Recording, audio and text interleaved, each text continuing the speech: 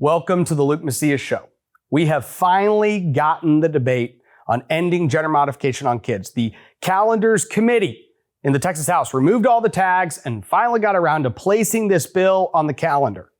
Now we're going to discuss what a tag is, why the Calendars Committee has been dragging their feet on addressing controversial issues, and also the fact that of the big three, the Speaker, the Lieutenant Governor, and the Governor, we've discussed a lot of things going on in the legislature in the last 5 or 6 weeks, but one of the figures that hasn't come up very often is the Governor. And that's because he's been largely silent on many of the issues facing our state. We're going to talk about why that might be the case and what could change if the governor decides to step in and lead on many of the policies that the legislature is discussing. Let's get to the show.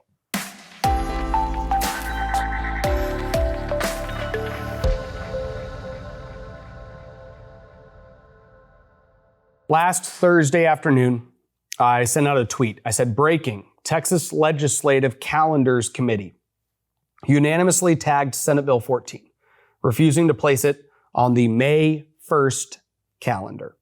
They also opted against meeting Saturday. Looks like they continue to make sure that they, quote unquote, run out of time and pass Senate Bill 14 later in session to take up hours used to kill other bills. This tweet got more traction than normal. It got like 18,000 views, and I was called about it. I was texted about it. I got calls from Republican leaders, conservative activists. I had people calling me saying, I've had a conversation with this member of the legislature. This is what they're telling me. This is what they're telling me the Calendars Committee is saying. Some people who said, I talked to members of the Calendars Committee, and this is what they told me. It started a big conversation. Now today, actually, let's rewind. The next day, the Calendars Committee got together and placed Senate Bill 14 on Tuesday's calendar, today. So we're going to actually hear this bill, and we are going to pass a bill, as long as it stays in its current form, that is a strong ban on the mutilation of Texas children. Now, this has brought up a bigger conversation about what the Calendars Committee is, what a tag is, and this is a really important concept to understand as we're in the final weeks of the legislative session. So let me tell you what I would define a tag is, and I'll tell you how it's practiced in the Texas House. A tag is action that a member of the Calendars Committee takes to prevent the placement of a bill on a calendar. That is what a tag is. Now, here's what's interesting. When you talk to members of the legislature about what a tag is, they almost all give you different definitions. And Calendars chairmen in the past have avoided this word. There have been debates on the House floor over a rule that Representative Tinderholt has authored that just says, hey, we will not have any tagging in the Texas House of Representatives. And everyone votes that down. They vote down a ban on tagging when the term tagging is not found anywhere in the rules and can't actually be defined. Let me tell you how it practically plays out. A policy, let's say a Republican policy, gets debated in a committee, gets voted out of that committee, and gets reported to Calendars. Now, it only has a certain amount of time to survive. And within 30 days, the Calendars Committee has to take action on that bill one way or the other. But what the Calendars chairman, Dustin Burrows, allows Democrat members of Calendars Committee to do is to tag a bill. And the way to think about it is imagine a piece of legislation is moving across the finish line. It has forward momentum to get to the floor, and a Democrat member simply puts their finger on the bill. And so for that meeting that the Calendars Committee has, or for that day, or for that week, the chairman says, I will not move this bill. You will talk to members of the legislature about certain good policy that's in Calendars Committee and say, hey, we need to get this bill out. And they will respond with a statement like, it is sustaining a few tags, but it will be out soon.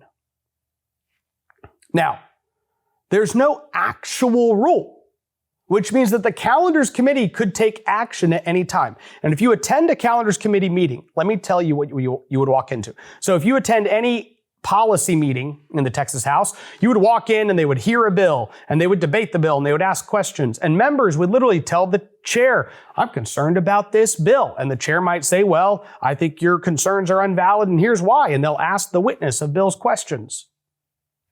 If you walk into a calendars committee meeting, they walk into the meeting, they sit down, and the chairman, Dustin Burrows, says, the chair recognizes Representative Patterson or Representative Guerin or Representative insert calendars committee member name to propose a calendar. And then he pulls up a list, which by the way is already printed. Everybody already knows. They're not deciding. They're not debating. He just says, Representative Guerin or Patterson moved to place the following bills on the calendar on major state. Boom, boom, boom, boom, boom. And each number gets listed. And then he says resolutions, blah, blah, blah, blah, blah, insert resolutions. And then he says, other general calendar items include, and he reads every single bill number, HB 123, HB 237, HB 376. When he finishes, he says, clerk will call the roll. And every single member of the room says, aye, aye, aye, aye, aye, aye. That's what happens. So understand, what happened last session is Representative Burrows got up and on the very last calendar that a gender modification ban could pass, he said, this is the motion that's made, and he read a long list. And at the very end of that list, at the very bottom of the calendar, where it was going to get killed and everyone knew it, was a ban on gender modification. And the whole room said, aye, aye, aye, aye, aye, aye. Why? Because they voted to kill that bill by placing it so far down the calendar. But you have to understand that you can't disagree with the calendars chairman. Otherwise, you're never put back on calendars. So the other committees in the Texas House of Representatives, certain people with certain seniority can get on any given committee. But calendars is 100% selected by the Speaker of the Texas House. If you ever in a calendars committee said, Mr. Chair, I disagree with the list you put out. Can I ask the person who's proposing this why that bill is so low or why this bill is not on the list? Everyone would literally act like you had just done the most offensive thing ever. And you definitely wouldn't be appointed to the calendars committee next session. A tag is something Republican leadership allows Democrats to do to slow down the process. And if a House bill is going to pass and go to the Senate to be considered, it has to pass the House by next Thursday. We are 9 days away. So Democrats are delaying as many things as humanly possible to hold up conservative policy. And Senate bills can only survive for another week or so, and so they need to keep as many Senate bills back as possible. Now, the Texas Senate literally got together and said, we know how this process works, and we need to get the good stuff out quickly. We need to get the good stuff out soon. And they passed all of these different Republican policies. And many of them are sitting in the Texas House. So what the House does is it needs to bottleneck, it needs to create a traffic jam. So the reason that last week, as the House was setting all these various calendars, they didn't set Senate Bill 14 is because if they had had the debate last Thursday or Friday, then it would have been done. And the gender modification ban would be going to the governor. So instead, they need to push it back. It needs to take up time this week so that some other bill that otherwise would pass gets to be pushed further and gets to ultimately be killed by the process. They know the clock is our enemy as conservatives and is their friend as the established hierarchical order of the Texas House. And so this is what they're doing. Gender modification has to pass this session. The Texas House killed it 2 years ago. They have to pass it this session. We know that. That's a great victory. And it should be something that Texans rejoice in. We made this happen. We forced their hand. But you have to understand that they are going to still use even the victories they give Republicans and conservatives to kill other Republican and conservative policy. And that's what's happening.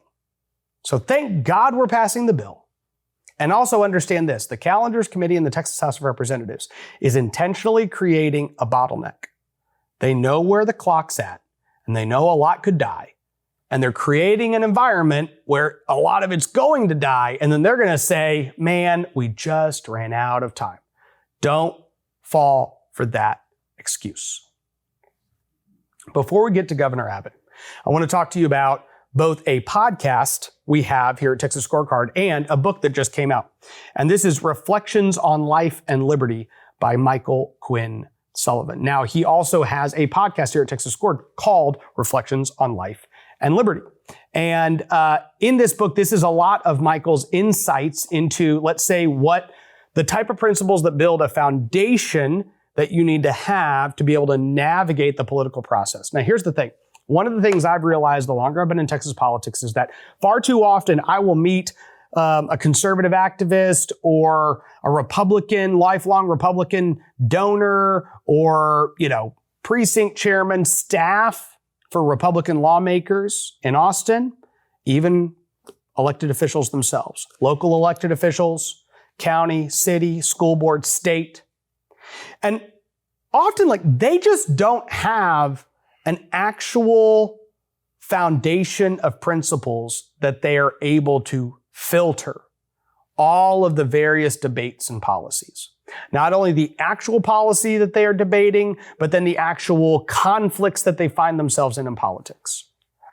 And so Michael, who has been in this fight for decades, he's been, the day I walked in when I was 16 years old and started getting involved in politics, Michael Quinn Sullivan was very involved in the process. And he has not only been providing a lot of the insight via his podcast, but he's now published this book, Reflections on Life and Liberty by Michael Quinn Sullivan. So I would encourage y'all to go to Amazon, buy the book, read it. I think you will learn a lot from it.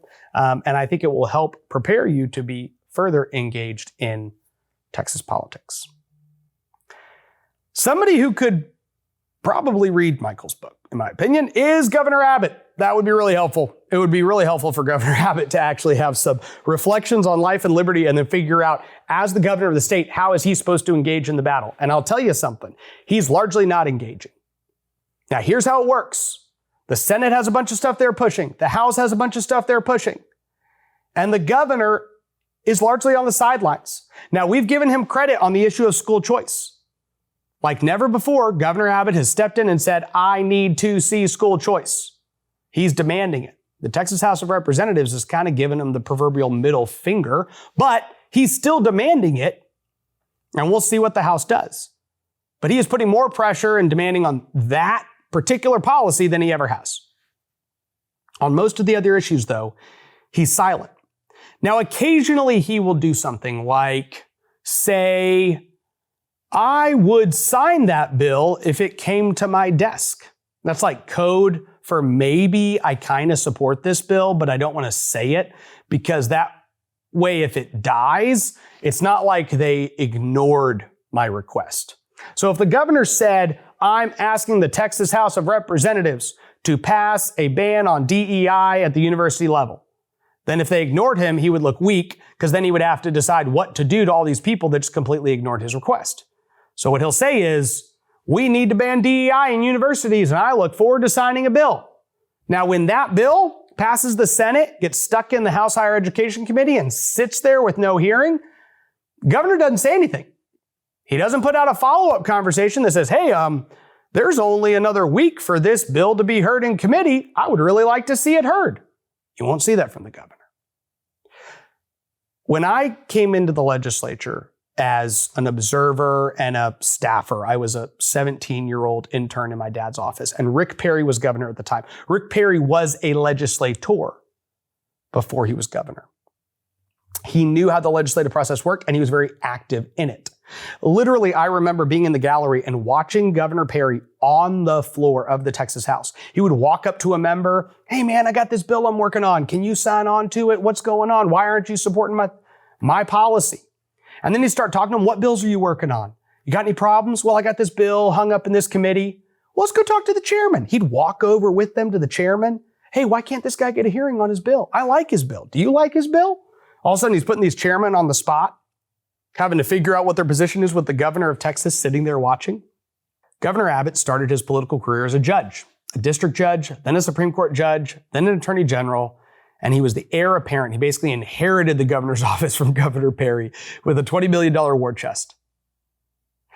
By the time he took over, though, he sees his role politically as one of a judge more often than not.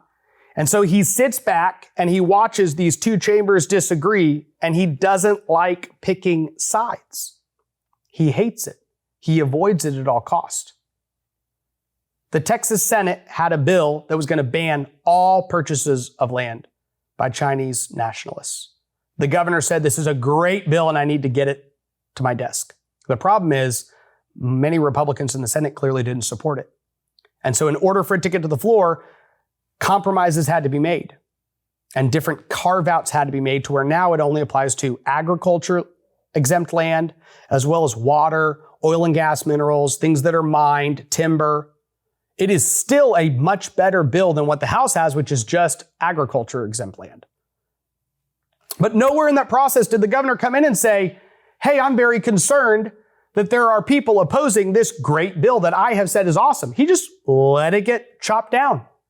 Now it goes to the House. Now the House is pushing only agriculture exempt land. So what's the governor's thought on that? Well, you know what the governor said?